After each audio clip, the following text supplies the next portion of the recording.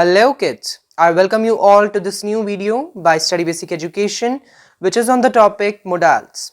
Yes friends, today in this particular video we will be discussing about modals, that what are modals, what are the examples of modals, types of modals and much more. So why to wait? Let's get started.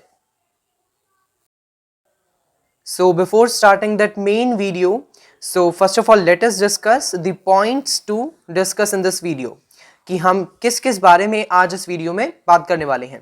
So first of all हम बात करेंगे introduction के बारे में. In this slide we will discuss about modals. Then in second slide we have a question, that is why modal is required. In this we will understand that why modals are required.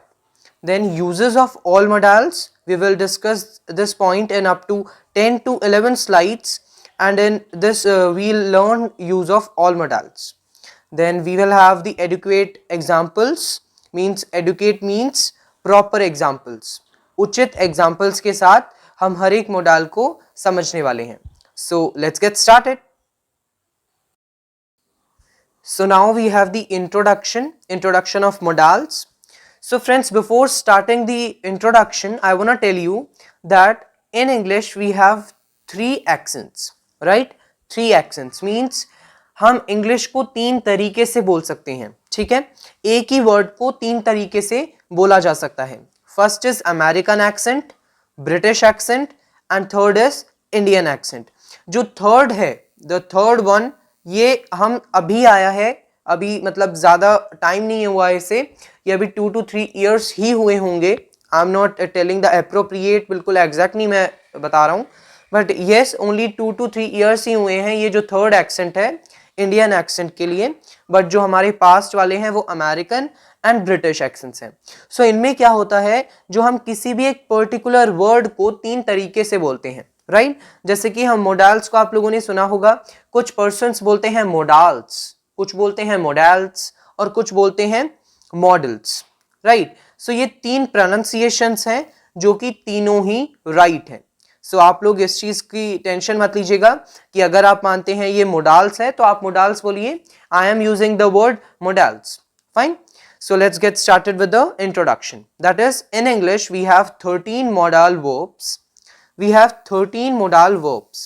So basically modal is also a verb. It is a auxiliary verb. Fine. We have the types of verbs. In that we have the modal which is auxiliary verb. मैंने यहाँ पर इसको auxiliary verb से connect इसलिए नहीं किया because it would be much more complex for you people to understand modals if I connect it with the auxiliary verbs. ठीक है? So introduction में हम सिर्फ इतना याद रखेंगे कि modals are 13 and कौन कौन से हैं वो, that is can, could, will, would, shall, should, ought to. So now should and ought to जो हैं ये सेम मीन करते हैं, चाहे आप should यूज कर दें या फिर ought to. उसके बाद may, might, इनका भी यहाँ पर सेम है. must, used to, need not, dare not. So need and dare के साथ हम नोट जरूर यूज करते हैं बिकॉज अगर हम इसको नोट को यूज नहीं करते हैं so जो हमारा सेंटेंस है it does not look proper. Fine. So in introduction we have learned कि in English we have 13 modals which are all these here. Fine. So now we have that question with us, why modals are required. अगर हमें modals की जरूरत पड़ी तो कोई तो reason रहा होगा. सो उस रीजन को हम इस पर्टिकुलर स्लाइड में डिस्कस कर रहे हैं. That is modal verbs add meaning to the main verb in a sentence by expressing possibility, ability, permission और obligation. सो फ्रेंड्स, यहाँ पर हमें बताया है कि जो modal verbs होते हैं, modal verb होते हैं, वो हमारे किसी एक सेंटेंस में जो मेन वर्ब है उस पर कुछ ज्यादा मीनिंग ऐड कर देते हैं. उसको जो हमारी वर्ब है उसको समझने में इजी हमें लगता है अगर हम वहां पर modal verbs यूज करते हैं, राइट? तो modal हमें क्या क्या एक्सप्रेस कर सकते हैं. modal हमें पॉसिबिलिटी कि कोई काम होगा या नहीं होगा, एबिलिटी कि कोई कर सकता है या नहीं कर सकता, परमिशन और ऑब्लिगेशन. परमिशन एंड ऑब्लिगेशन ये दोनों ही सेम वर्ड्स हैं, not same words, same meaning words हैं कि जो मोडाल्स हैं वो हमें परमिशन लेने में या देने में भी हेल्प करते हैं. सो बेसिकली हमें मोडाल्स की ज़रूरत इसलिए है क्योंकि अगर हमें अपनी मेन वर्ब का जो असली मीनिंग है वो क्लियरली हमारे लिसनर को बताना है, so we have to use modals there, right. कोई ऐसा हमारे पास कंपल्सेशन नहीं है कि हमें मोडाल्स यूज करने ही हैं।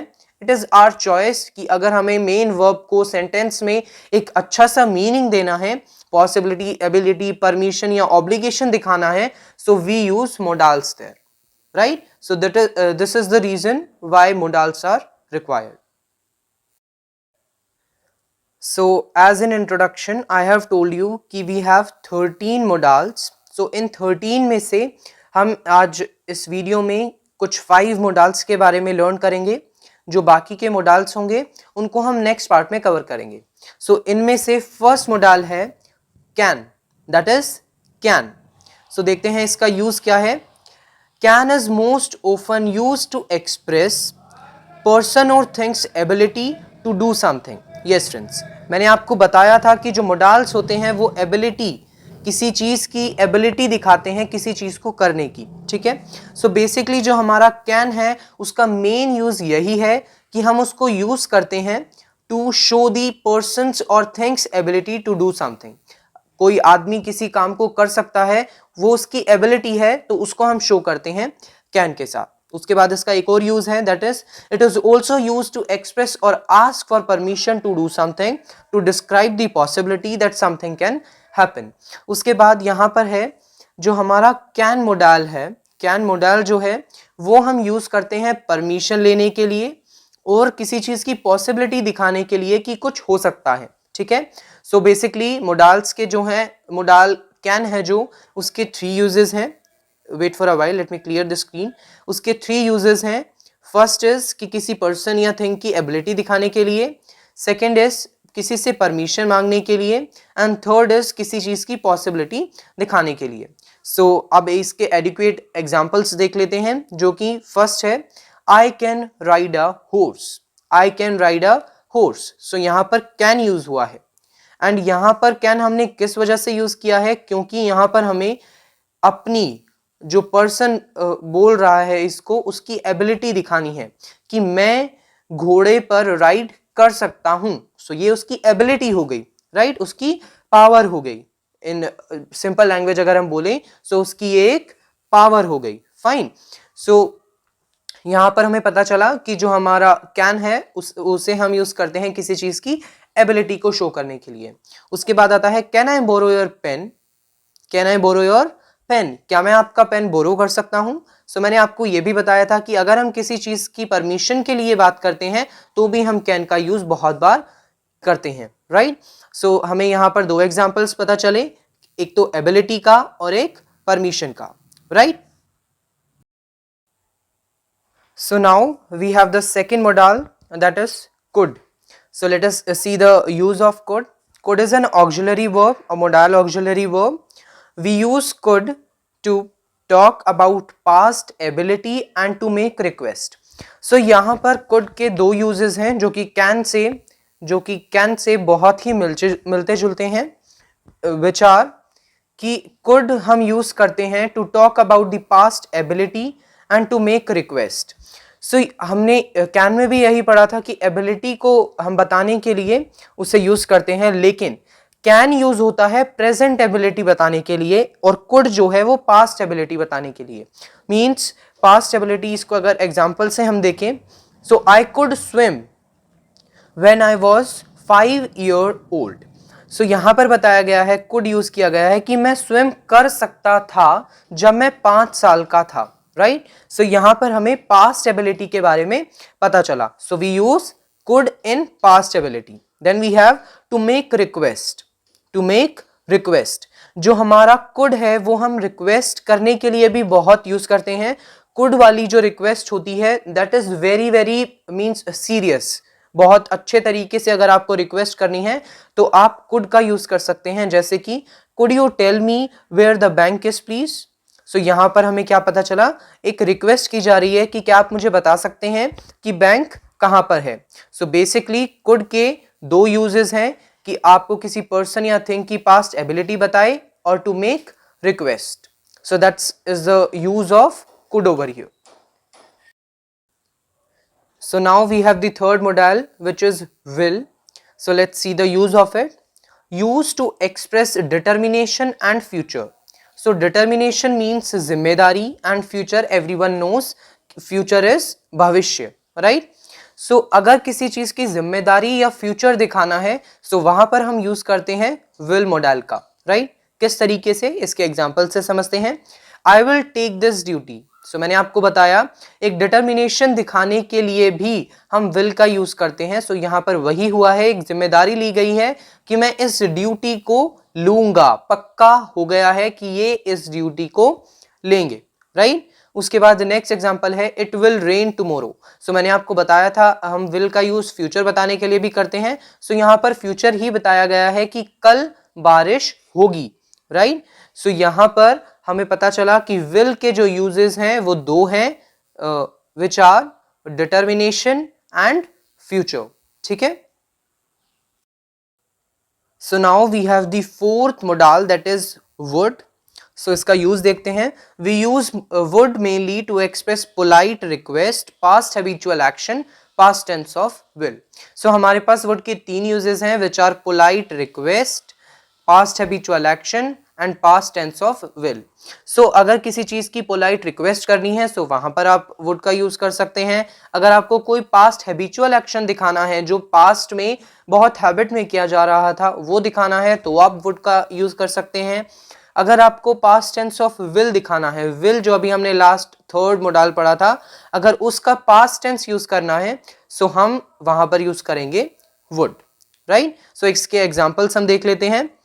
Even as a poor boy, he knew that he would succeed in life. So यहाँ पर जो हमने would का यूज किया है वो इस तरीके से यूज किया है कि वो poor boy था, फिर भी उसे ये पता था कि वो सक्सीड करेगा लाइफ में. ठीक है.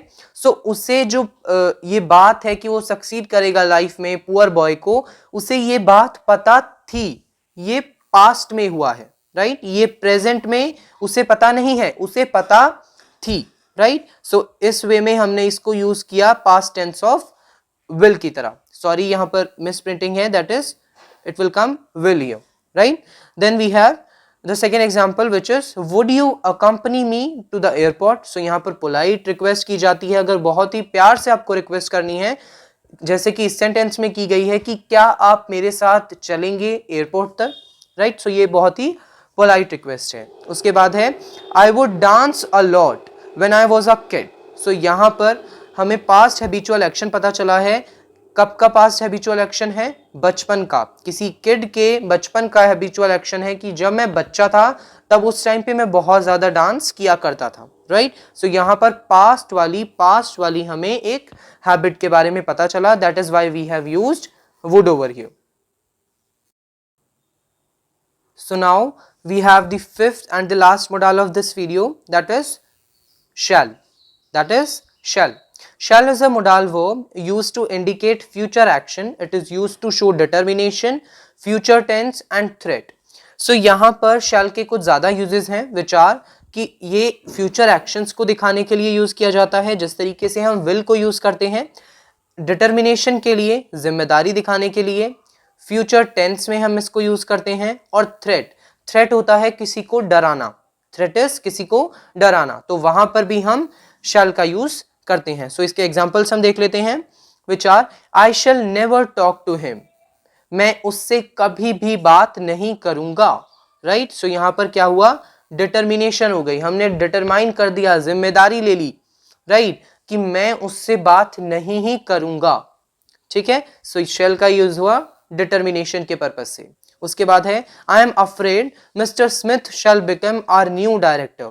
ठीक है. मैं बहुत अफ्रेड हूं, डरा हुआ हूं इस चीज को लेकर कि मिस्टर स्मिथ जो हैं वो हमारे न्यू डायरेक्टर बन जाएंगे. ठीक है. तो यहां पर हमने जो शैल का यूज किया है वो यूज किया है फ्यूचर टेंस के लिए, राइट? अब आप लोग सोच रहे होंगे कि जो शैल है उसकी प्लेस में हम विल भी तो यूज कर सकते हैं.